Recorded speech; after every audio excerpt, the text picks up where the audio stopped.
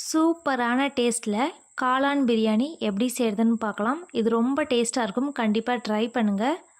Welcome to spicy recipes Tamil. First time சேனலை பார்க்குறவங்க subscribe பண்ணிக்கோங்க.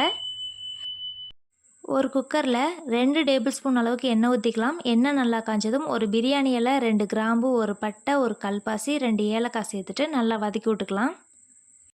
ஒரு பெரிய வெங்காயத்தை நீல வாக்கில் கட் பண்ணி வச்சுருக்கேன், அதையும் சேர்த்துக்கலாம்.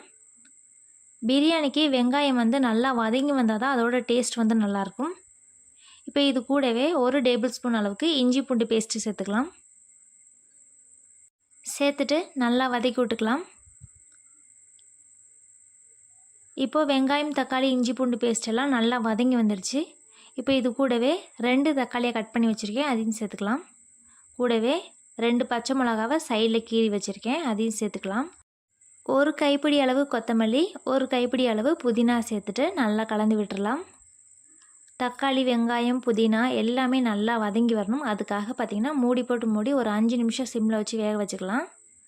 இப்போ 5 நிமிஷம் ஆயிடுச்சு. தக்காளி எல்லாமே நல்லா வதங்கி வந்திருக்கு. இப்போ இது கூட மசாலாலாம் சேர்த்துக்கலாம்.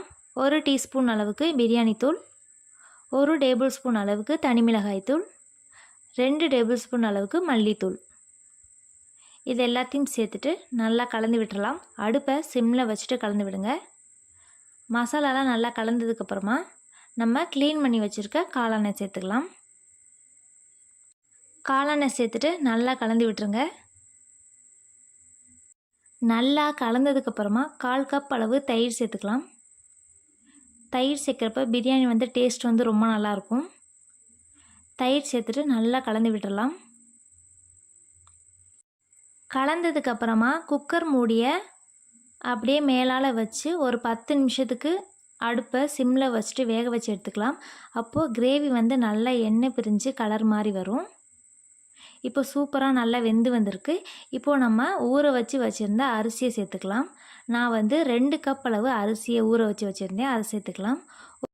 கூடவே தண்ணி சேர்த்துட்டு உப்பு சேர்த்துக்கலாம். உப்பு சேர்த்துட்டு நல்லா கலந்து விட்டுருங்க.